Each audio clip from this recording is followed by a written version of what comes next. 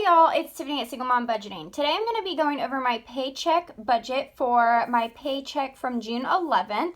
So what I have here is my calendar for the month of June, and I have gone ahead and listed all of my bills on the dates that they're due. So for this pay period, I actually going to be paying my electric bill, my insurance, and I'm also going to be putting some money towards this Credit One card. I know I have some new subscribers, which, hi, thank you for coming and subscribing to my channel. If you guys are not already, please consider subscribing and hitting that like button to let me know that you enjoy this content. I am a single parent. I have one income. Child support is very inconsistent, so I have decided to not include it in my budget. If and when I get it, then I do include it into my monthly budget or wherever I need to put it. But this is my realistic income, so I will be addressing the food and grocery category in this video, and I'm also going to be explaining the insurance because I know that was a question in one of my most recent videos. So the first thing that I'm going to do is I'm going to take my paycheck bill tracker and I'm going to go ahead and start filling this out. And hopefully you guys can see. I don't have the light on. I was trying to use some natural lighting while I had it. So we'll get through it, I promise. All right, so the paycheck date is the 11th.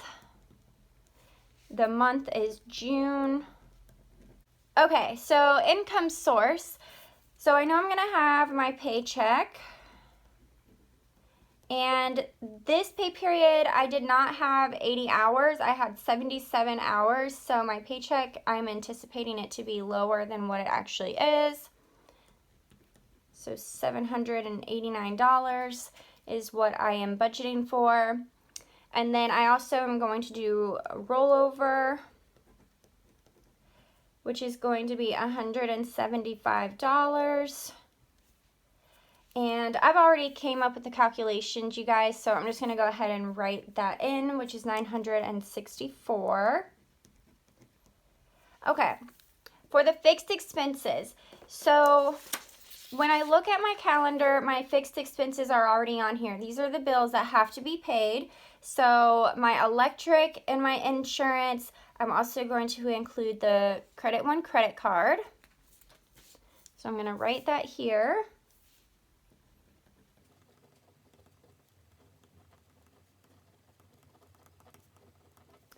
And the last one that I'm going to actually include here is my rent. So if you watched my previous paycheck budget, then you would see that I have begun taking out rent.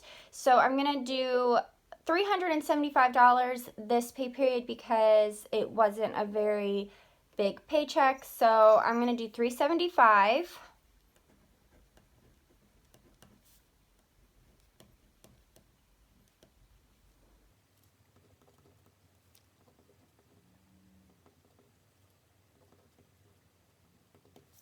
Okay, so I already have the total for this, and that is $652.73. So the one thing that I do want to point out, because this was a question in one of my previous videos, my paycheck includes medical insurance. You won't see me budget for that. I also have a health savings account, so I automatically have my health insurance for myself and my two children deducted from my paycheck, and I have $40 every paycheck taken out of my pay because I have a health savings account. If you guys don't know what that is, I can try and explain it a little bit more. Basically, it is essentially a savings account. You can take it with you if you leave your place of employment. There's HSA and FSA. FSA, you have to use whatever amount of money you have on that card or in that account within 1 year. You can't take it with you if you go to another job. Usually the HSA is for a high deductible health plan, which is what we have. So that's already taken out of my paycheck. So that's why you guys don't see the medical here. All right, so now I subtract $652.73 from the $964, and that gives me $311. I am rounding that up I'm just doing $311. All right, so I'm gonna go ahead and list out my cash envelopes.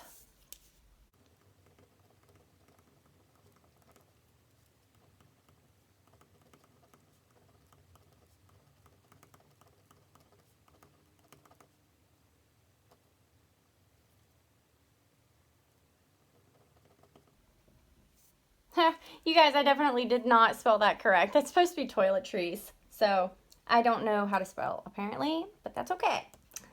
All right.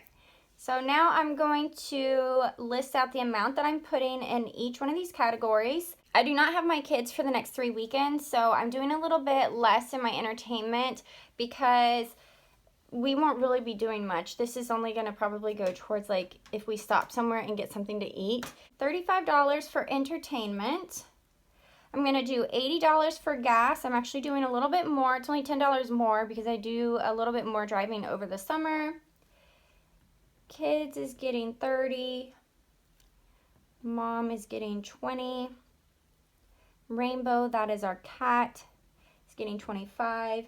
Toiletries is getting $15. And then miscellaneous is getting $8.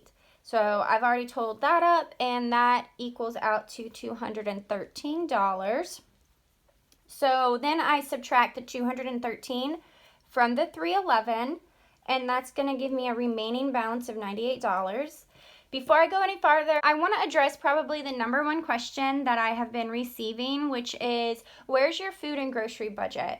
So I'm going to put it simple.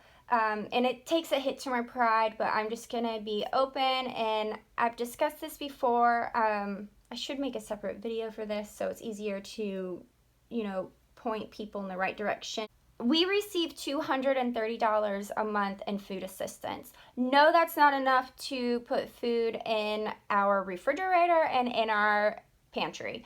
But because of last year and everything that was happening, we did get like a supplemental assistance, I guess you could call it, and I've been able to utilize that to last a little bit longer. So that is how I am paying for food and groceries. You'll also see when I do my sinking funds, I have a grocery envelope, and that is because in the meantime I am preparing myself for when I no longer receive food assistance, which I plan on that being sooner rather than later. I am in a much better place financially. I got out of a abusive and toxic marriage, and it has been a long road to get to where I'm at right now. So I have to try and remind myself of that and be proud of where I'm at, no matter if I'm receiving any kind of assistance or not. I'm not in that situation anymore, and my kids and I are doing much better. So that's basically it. I'm going to go ahead and write out my sinking funds that I'm going to be filling from this paycheck. Okay, so I listed out all of the sinking funds that I'm going to be filling from this paycheck. I don't have all of my sinking funds here because I only have $98 to put into them. So I'm going to put my $98 up here. Car is going to get $15. My light came on that I need to get my oil changed, so I need to go ahead and get that done ASAP. Back to school is going to get $10. Vacation is going to get $10.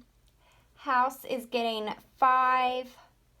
Birthdays getting $10. We have one more birthday in the next few weeks, and then that money will be transferring into the vacation fund. Scuba, this is scuba diving for my son. This is something that he's been wanting to do for a while now. Groceries is getting $15. My son is getting $10, and my daughter is getting $10. So that equals out to $98, and there's remaining $0. So I'm not putting anything into savings right now, and I'm not going to put anything into debt payoff. One day I need to tell you guys about the debt situation because I don't have a lot of debt. It's mostly student loans, and I think it's like $20,000. But I'm still in school, so I don't have to pay for that right now. But it is something that I need to be mindful of for when that day comes. So this is my summary down here of everything that I have listed out here. Income is $964. Fixed expenses is $652.73. Cash envelopes $213. Sinking funds $98. And then nothing in savings. All right, so that is it. I think I'm going to make a separate video on the government assistance and that type of stuff. I hope you guys enjoyed this video. I know that I tend to be, I feel like I sound so Debbie Downer.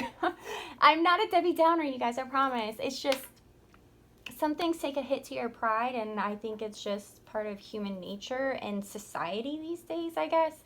But I really need to look at the positives and look at where I'm at and where I was, because I'm no longer in that position. This is what budgeting is helping me to become more financially independent. So, yeah. Anyways, all right, I hope I see you guys in my next video. Bye.